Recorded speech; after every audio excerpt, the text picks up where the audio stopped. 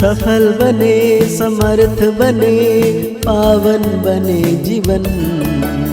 मीठी मुरली सुन के पाए सुख सघन। आज का चिंतन, आज का चिंतन। ओम शांति। Good morning.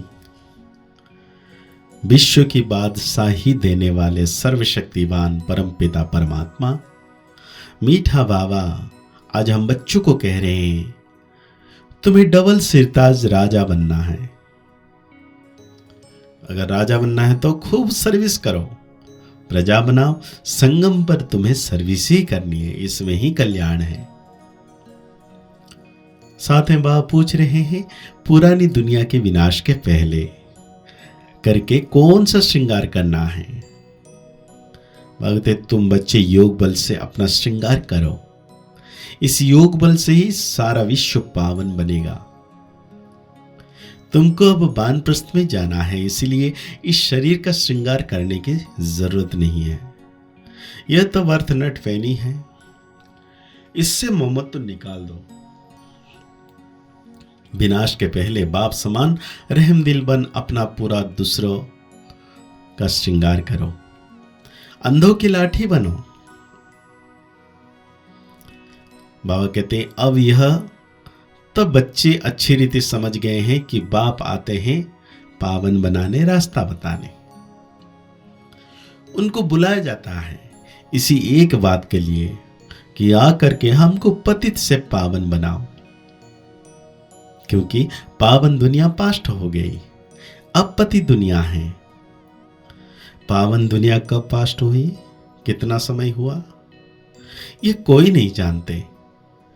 तुम बच्चे जानते हो, बाप फिर से तन में आया हुआ है। तुमने ही बुलाया है कि बाबा आकर हम पतितों को रास्ता बताओ, हम पावन कैसे बने। ये तो जानते हो हम पावन दुनिया में थे, अभी पति दुनिया में है।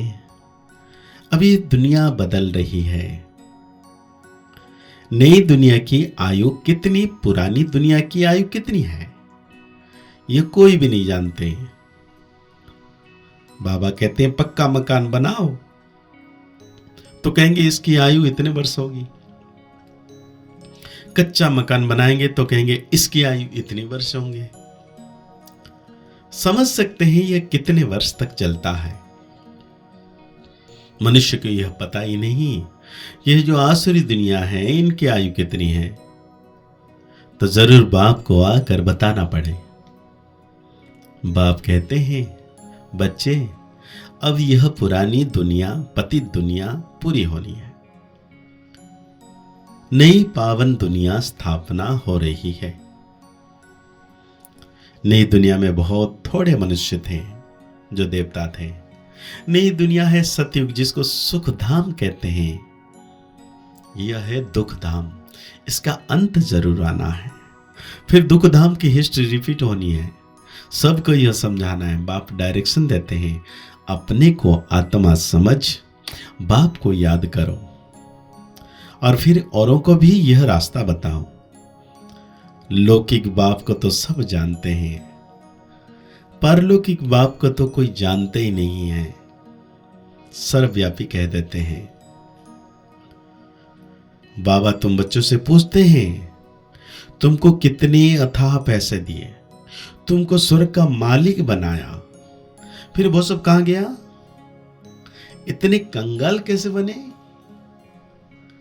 चलो कोई बात नहीं, अभी मैं फिर आया हूं, तुम कितने पद्मा पदम भाग्यवान बन रहे हैं। मनुष्य तो इन बातों को कोई भी नहीं जानते। तुम जानते हो अभी इस पुरानी दुनिया में यहां रहना नहीं है, यह तो खलास हो जानी है। मनुष्य के पास जो ढेर पैसे हैं वो किसी के हाथ आने नहीं है। विनाश होगा तो सब खलास हो जाएंगे। कितने माइल में बड़े बड़े मकान आदि बने हुए हैं, ढेर के ढेर मिल्कियत है, सब खत्म हो जाएगी।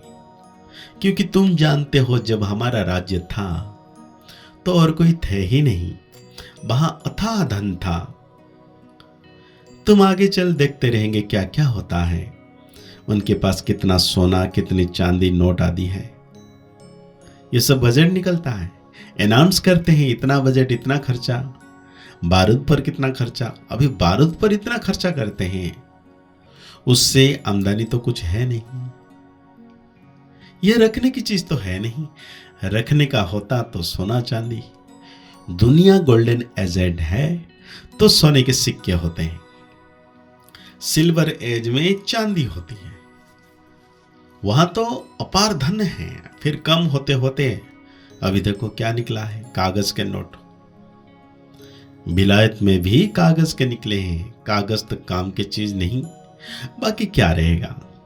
ये बड़ी बड़ी बिल्डिंग्स आदि सब खत्म हो जाएगी। इसीलिए बाप कहते हैं, मीठे मीठे बच्चे, ये जो कुछ देखते हो ऐसे समझो ये है ही नहीं। भले कोई कितना भी सुंदर है, यह दुनिया ही बाकी थोड़ा समय है। कुछ ठिकाना थोड़ी है। बैठे बैठे मनुष्य का क्या हो जाता है, हार्ट फेल हो जाते हैं। मनुष्य का कोई भरोसा नहीं। सत्युग में थोड़ी ऐसा होगा, वहां तो कायाकल्प तरु समान होती है योग बल से। अब तुम बच्चों को बाप मिला है, कहते हैं इस दुनिया में तुमको रहना नहीं है, ये छी दुनिया है। यह सारा रावण राज्य एक आइलैंड है, अनगिनत मनुष्य है, तुम सब अपना राज्य स्थापना कर रहे हो। तो सर्विस में बिजी रहना चाहिए। कहां बाढ़ आदि होती है तो देखो कैसे बिजी हो जाते हैं, सबको खाना आदि पहुंचाने की सर्विस में लग जाते हैं। पानी आता है तो पहले से ही भागना शुरू करते हैं। तो विचार करो सब कैसे खत्म होंगे।